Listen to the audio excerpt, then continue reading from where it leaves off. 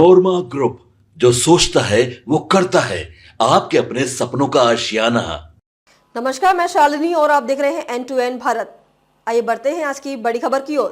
पूर्व रेल मंत्री स्वर्गीय ललित नारायण मिश्र की 51वीं पुण्यतिथि के अवसर पर आज उनके पैतृक गांव बलुआ बाजार में राजकीय सम्मान के साथ बलिदान दिवस मनाया गया। इस दौरान आयोजित कार्यक्रम में जहां वक्ताओं ने स्वर्गीय ललित बाबू के कार्यकाल के सराहना की, वहीं ललित बाबू की समस्तीपुर में 1975 में हुए बम विस्फोट में निधन को लेकर कई तरह के सवाल भी खड़े किए। इस मौके पर PHED मंत्री नीरज बबलू ने ललित बाबू की हत्या को लेकर तत्कालीन कांग्रेस सरकार पर निशाना साधा है। अपने संबोधन में मंत्री नीरज कुमार बबलू ने कहा कि ललित बाबू देश के सर्वमान्य नेता थे और उनका कद काफी तेजी से बढ़ रहा था। उनकी ख्याति देश ही नहीं विदेशों में भी फैल गई थी। यहाँ तक कि उस समय लोगों ने यह नारा लगाना शुरू कर दिया था कि देश का PM कैसा हो, ललित नारायण मिश्रा जैसा हो। उन्होंने कहा कि ललित बाबू के बढ़ते कद को लेकर कांग्रेस नेतृत्व भी घबरा चुकी थी और यही कारण है कि किसी ने साजिश के तहत ललित बाबू की हत्या करवा दी।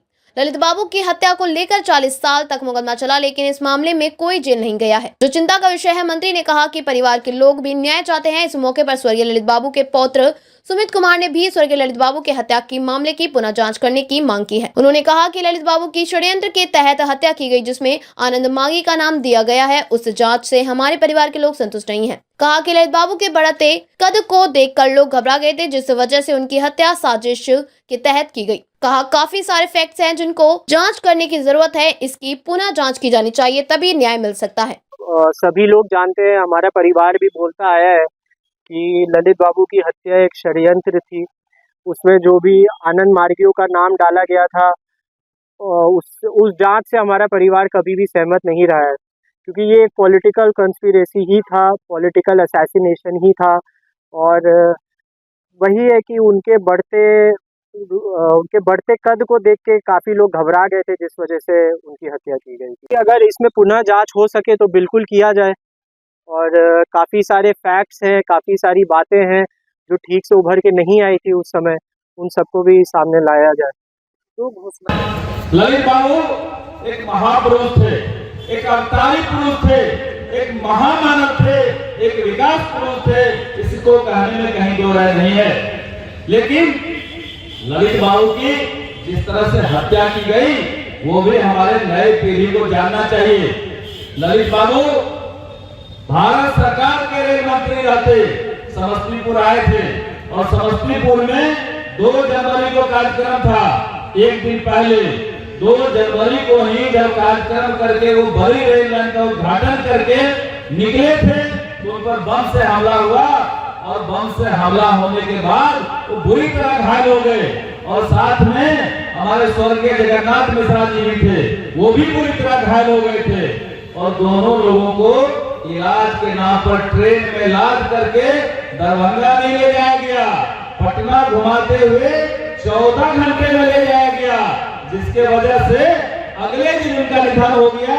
इलाज के अभाव में उनका निधन हो गया। बंधुओं, वो जहाज से आए थे, लोग चाहते तो जहाज से उनको दिल्ली लेके चले जाते, लेकिन उनको नहीं ले जाया गया। कई तरह की साजिश है। ललित बाबू के बारे में पूरे हमारे सभी वक्ताओं ने बताया कि कितने बड़े विकास पुरुष थे, चाहे वो कोसी का इलाका हो, चाहे वो पूरा बिहार का इलाका हो, चाहे वो पूरा देश का इलाका हो। पूरे देश में उन्होंने विकास के नाम पर परचम लहराने का काम किया। रेल मंत्रालय के अलावा उन्होंने कई ऐसे मंत्रालय को सुशोभित करने का काम किया। हर मंत्रालय में उन्होंने झंडा गाड़ने का काम किया, चाहे वो विदेश मंत्रालय हो, चाहे रक्षा मंत्रालय हो। कई मंत्रालय में उन्होंने ऐसा मील का पत्थर साबित किया कि देश ही नहीं दुनिया में नाम होने लगा ललित बाबू का, और पूरे देश में चर्चा होने लगा कि हमारा प्रधानमंत्री कैसा हो, ललित नारायण मिश्र जैसा हो। ये नारा जब देश में लगने लगा तो कांग्रेस नेतृत्व घबरा गया और घबराहट में कई तरह का साजिश होने लगा। लोग कहते हैं पता नहीं किनकी साजिश से हत्या कराने में उनकी हत्या कराई गई। ये हमारे लिए सबसे दुखद बात है। एक इतने बड़े राजनेता का, जो भारत सरकार का रेल मंत्री हो, पहली बार इतने बड़े राजनेता का इस देश में हत्या हुआ और 40 साल तक मुकदमा चलता रहा, कोई व्यक्ति जेल में नहीं गया। ये हमारे लिए दुख की बात है। बंधुओं, कांग्रेस के शासनकाल में इस तरह का इतना बड़ा घटना में न्याय नहीं मिल पाया, उनके परिवार के लोगों को न्याय नहीं मिल पाया। ये इतना बड़ा दुखद है जिसका हम बयान नहीं कर सकते हैं। बंधुओं, ललित बाबू एक महामानव थे और महामानव के रूप में सभी हमारे वक्ताओं ने बताया कितना सारा काम किए। आज हम यहाँ बसे हुए हैं, आज वीरपुर शहर बसा